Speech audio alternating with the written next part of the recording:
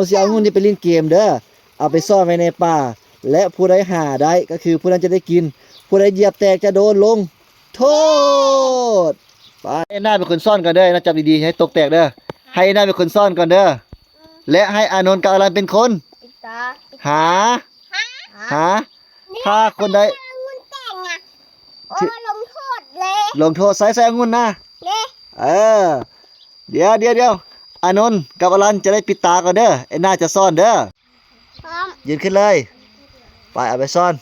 เดี๋ยวฟ้าเทียบไว้เด้อไว้ปิดตาไว้ห้ามเบิ่งเด้อไอ้หน้าไปซ่อนเลย เอาไปเลี้ยงนี่ ซ่อนดีๆนะซ่อนดีๆแปลงลูกแปลงดีๆแปลงดีปกไว้ เอาอย่างเก่ง เดี๋ยว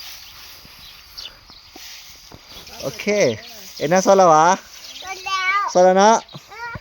โอเคนะพร้อมบ่ เอา บอกอานนท์ลามาซอกเลยบัดนี้ โอเค เอามือเพื่อเบิ่งในป่าอยู่เขตนี้แหละหาเบิ่งในป่าเด้อเหยียบแต่โดนลงโทษเด้อ เย้ เหยียบแต่โดนลงโทษเพื่อจะเห็นไอ้หน้าบ่ต้องหาโดนลันหา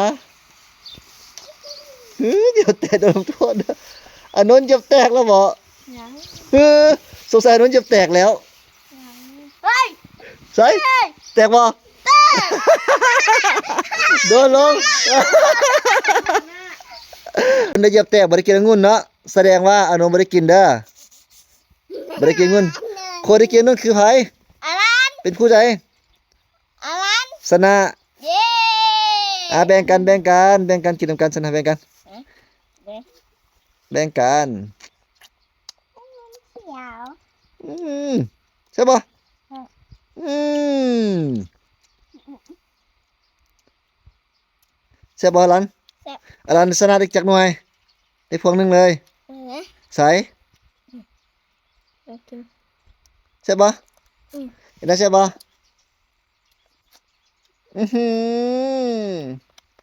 อร่อยป่ะปลาหมักซิบ แบบจะพลบุญต้องสลิปเกยแบบมาเต้า